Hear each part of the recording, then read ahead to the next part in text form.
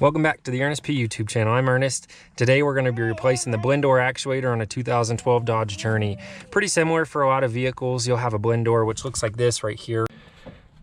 So they'll keep the hot air from blowing on one side of the car or the other, or inhibit warm or cold air from flowing at all. So in this case we can hear it clicking. There's two, so we put our hand up on this one and we could feel that this one was indeed broken.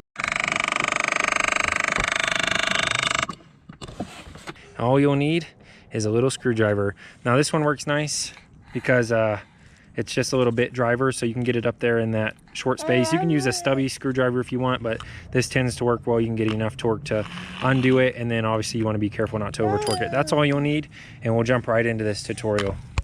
All right, so there's just a couple screws holding this one in. We removed the glove box first, so there's just two pins on the side you push in, two little tabs. Comes all the way down and off of these here, two little hooks straight up, so pretty simple. We'll go ahead and undo the couple of screws up there holding this in, pull it out and show you how it looks. Here's the new one, so there's just a couple of screw holes there for it. You can see that one on the top and bottom, and on the other side there with that. All right, so here we go. We got the old part out, just a screw holding it in, and this piece stayed behind, so I just reached up with some pliers and pulled that part out. Now this one will line up only in one direction because it's missing one tooth here.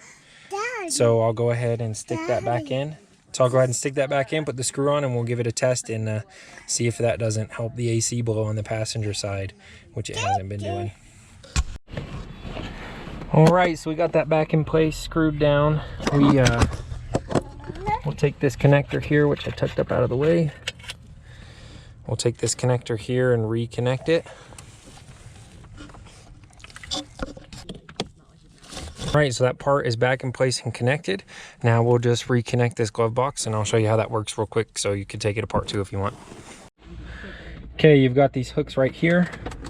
These two hooks go on these. Perfect. Now reach up here and grab this drawstring, and it slides just right down in the slot. Big hole, and then you slide it down. Okay, just like that. And then those tabs just push themselves back in. So those tabs, when you're taking it out, you just push in right here, and on both sides you can pull that out. That's it. That's how you replace that blend door actuator. Thanks for watching. This has been the Ernest P YouTube channel.